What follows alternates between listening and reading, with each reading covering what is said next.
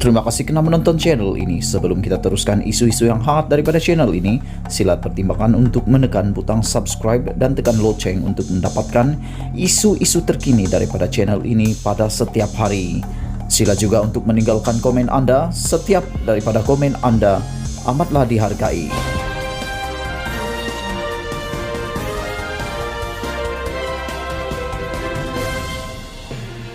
Selamat pagi, salam sejahtera. Isu hangat pagi ini, ulasan percaturan kerusi untuk kuasa menjelang PRU ke-15.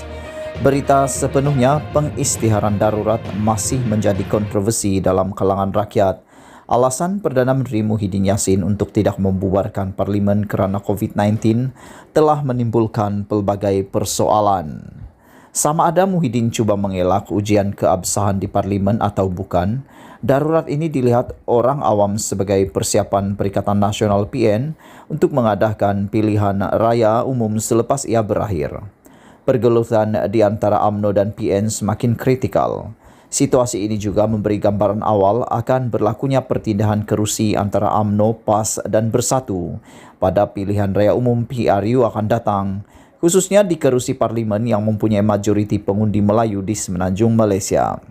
Persoalannya, adakah UMNO akan memberi laluan kepada Bersatu untuk bertanding di kerusi parlimen parti itu yang dibawa lari oleh bekas ahli mereka pada PRU ke-14? Parti mana yang akan mendapat kelebihan sekiranya berlaku pertembungan tiga penjuru antara Bersatu, UMNO dan PAS? Ketiga-tiga parti yang membolehkan PN ini berdiri sekarang pernah bertembung pada PRU lalu. Terdapat 47 daripada 165 kerusi di Semenanjung menyaksikan pertembungan di antara Bersatu, PAS dan UMNO.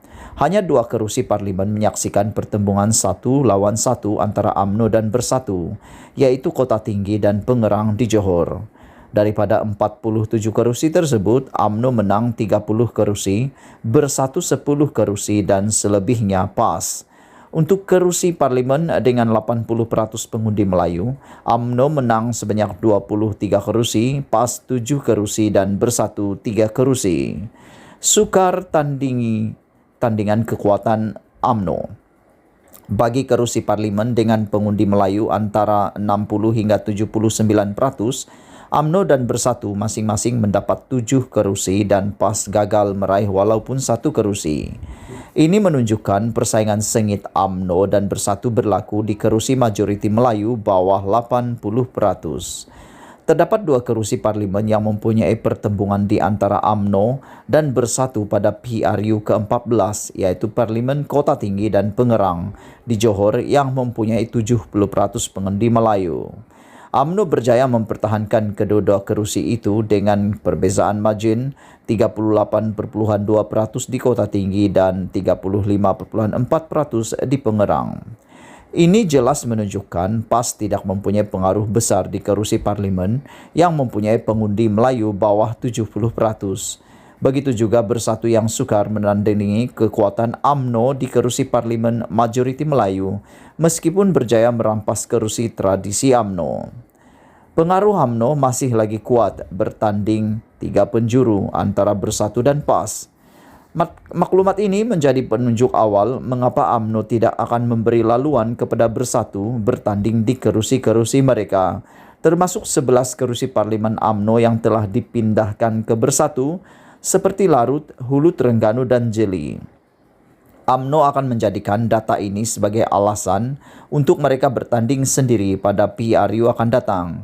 Justru di manakah Bersatu akan bertanding untuk PRU nanti? UMNO akan menjadi penghalang terbesar buat Bersatu di setiap kerusi-kerusi parlimen majoriti Melayu. Formula Bersatu untuk bertanding lebih 50 kerusi parlimen seperti PRU lalu tidak lagi relevan. Untuk mengelak pertembungan 3 penjuru, UMNO, Bersatu dan PAS tidak boleh bertanding lebih 50 kerusi parlimen di Semenanjung. Ada kemungkinan besar kerusi-kerusi tradisi milik MCA, MIC dan Gerakan akan diambil Bersatu sebagai alternatif untuk menambah jumlah kerusi bertanding berbanding UMNO. Tiada peluang cerah. Pada PRU ke-14, MCA bertanding 39/5 di Semenanjung. MIC 9 kerusi, Gerakan 11 kerusi dan MyPPP 1 kerusi. Maka Bersatu akan mengintai peluang bertanding di 60 kerusi parlimen ini pada PRU ke-15.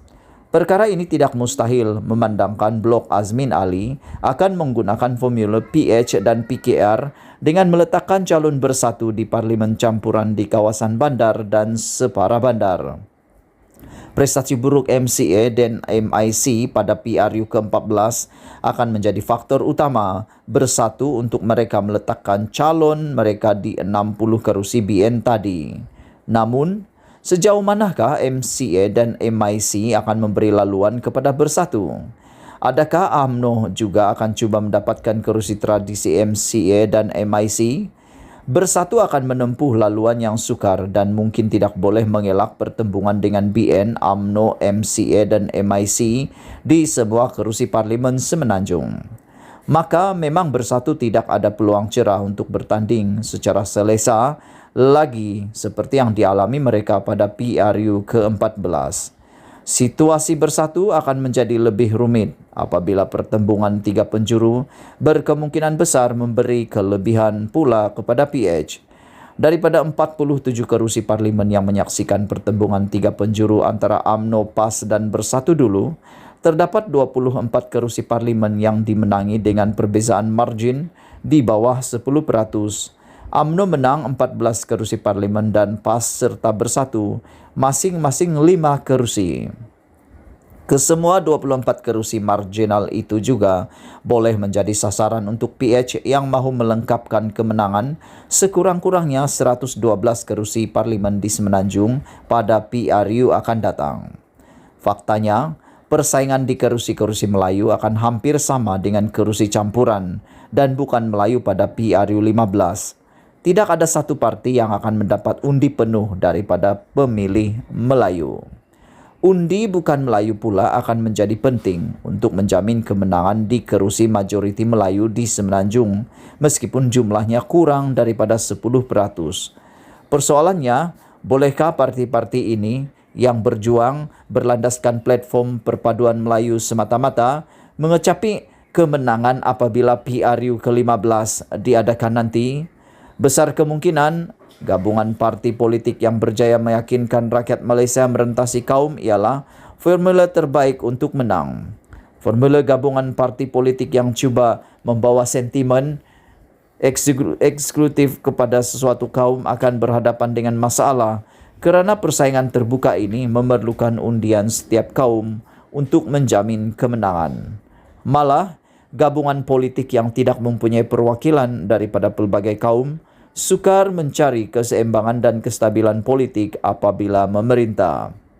Situasi ini memberi peluang kepada PH untuk menang dan membentuk kerajaan sekali lagi pada PRU ke-15.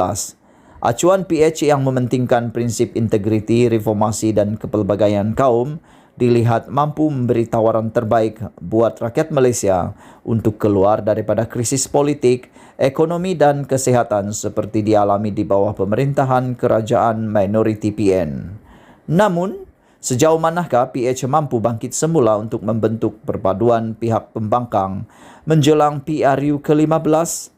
Ditulis oleh Fakhrul Ruzai Rashid, penyelaras penyelidik Research of Social Advancement REFSA. Daripada Malaysia Kini, sekian isu hangat pagi ini. Jangan lupa tekan butang subscribe dan kita jumpa lagi. Bye-bye.